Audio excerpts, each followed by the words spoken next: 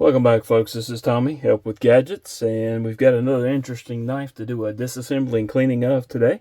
This is the Spyderco Smock.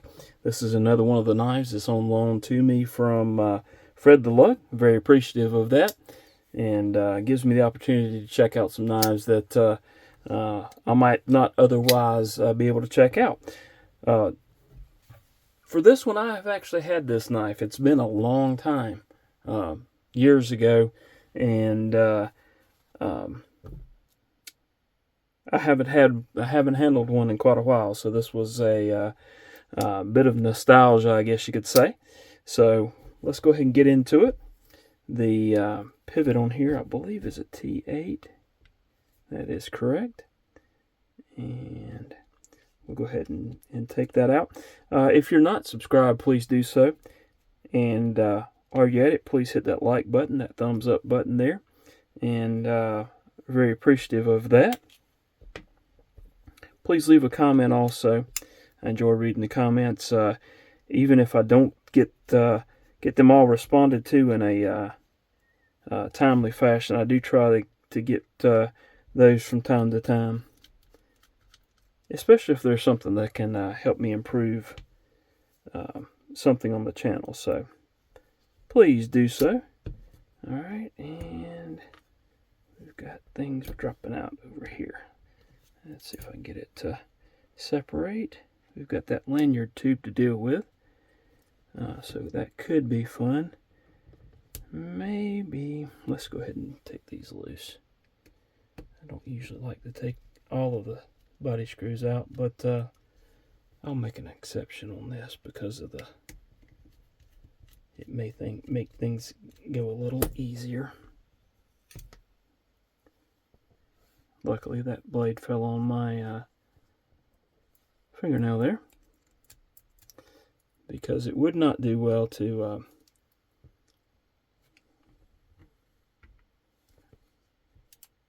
cut myself. Don't want to do that. Alright. There it is. It's coming apart. Just needed a little bit of persuasion. I say that. It did feel like it was coming loose, and let's try to push down. There we go. There we go. So there we have the liner. This is carbon fiber layered on top of G10, if I'm not mistaken, on these. And now I gotta be careful with this. There's a secondary detent ball. Well, actually, there's the secondary detent ball. It's already jumped out when we were working on disassembly. That's how easy that happens. And there's the bearings. We'll go ahead and drop those in there. And pull that pivot out. And drop these in as well. And then we'll wipe everything down and try to get everything back together, including that secondary detent ball. Alright, let's see. That's ran out of my old box of alcohol pads, and we've got another one here though, so let's go ahead and get into it. These are fairly simple as far as that.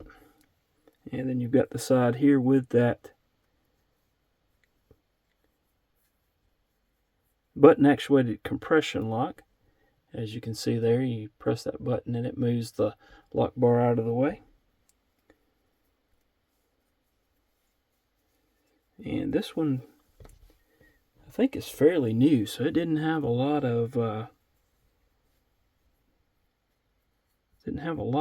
to it. So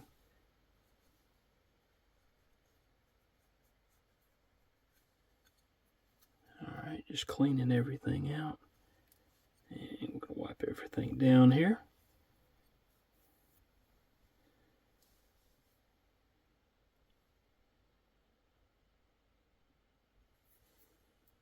Now I am pretty sure that detent ball goes right there, if I'm not mistaken. So it shouldn't be, well, it is going to be fun too. We're going to work on it. We're going to try to get it the way it should be. All right, let's go ahead and pull everything back out of the alcohol bath here and wipe it down.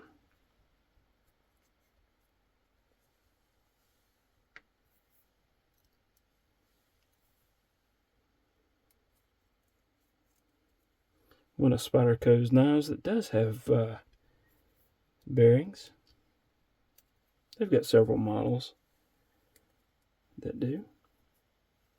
So, I mean, don't want to make it sound like, oh, Spyderco only has washers. They do have bearings.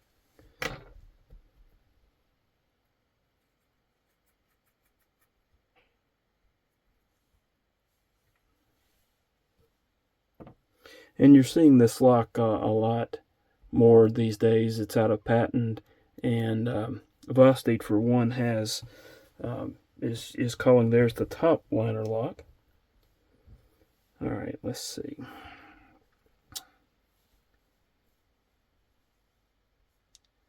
The D-shaped pivot, so we'll slide that in.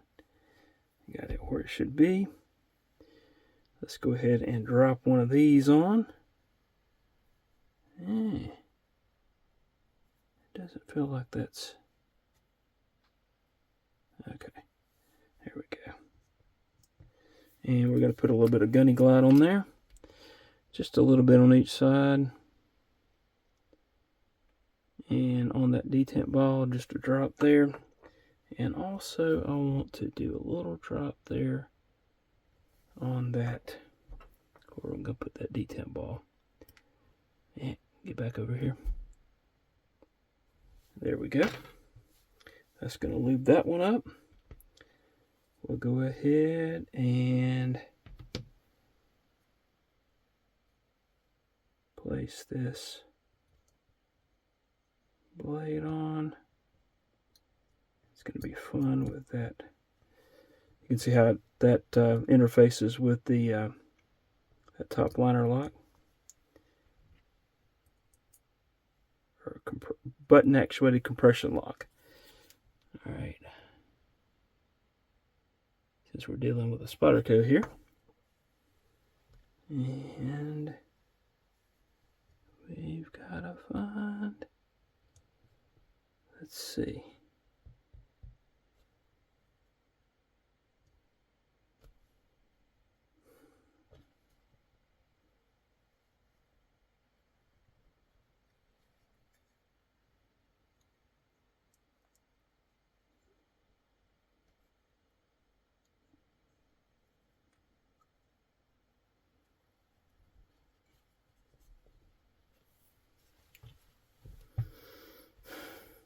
I'm going to pause it here for a second. Alright, and we've got the stop pin in. Let's see if we get everything lined up here. Get that. Ah, it fell out. I felt it.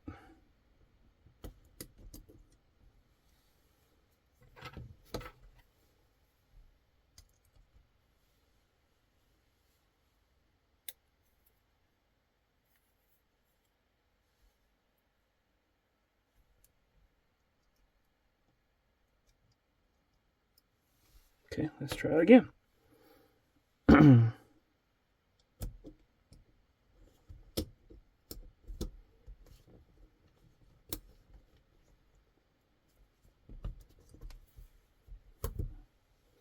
Alright, now we gotta get our pivot.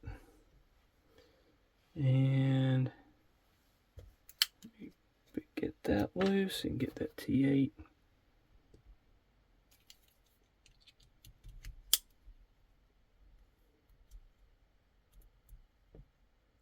Grab just a little bit of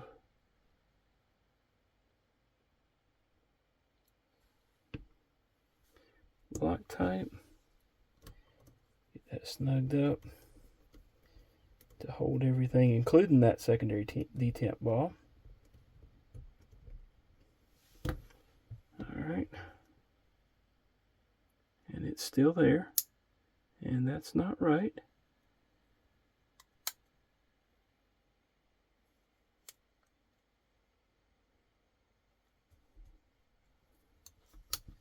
So I got to pull this apart again and figure that out.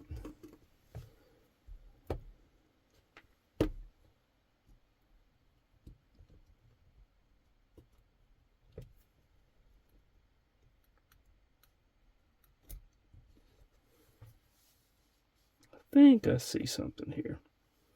Maybe. All right. It looks like that should be in that way. Okay, let's see. Let's see if we can keep everything together and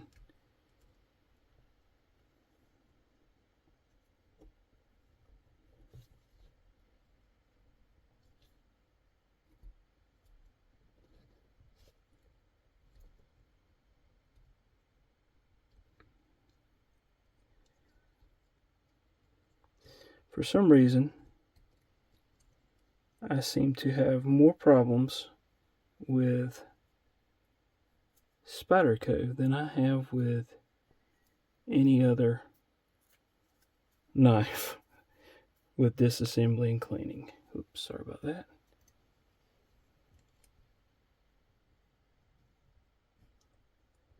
Tis my nemesis. And I knew that dropped out.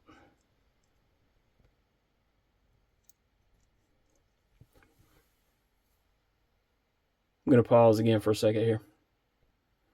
All right, I did get it in place. You've got to have that flat part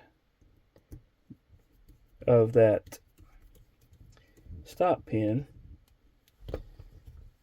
You've got to have it pointed this way because this comes that close, and if it's not turned just right for that to come by that flat part, then it doesn't work correctly. All right, let me get the body screws in, and then we'll check the tuning on here.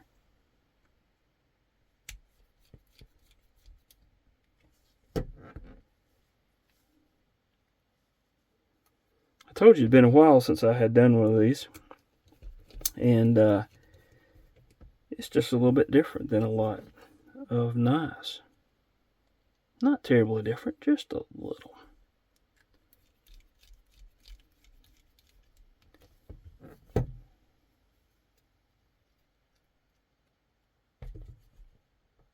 So let that be a lesson if you're doing this. Just make sure that's correct and you should be good to go.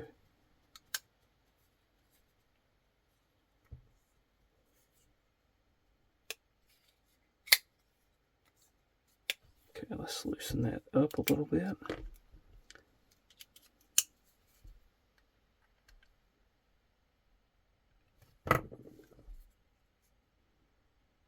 Centering is good.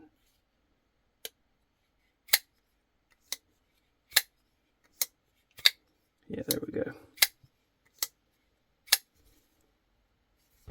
No blade play.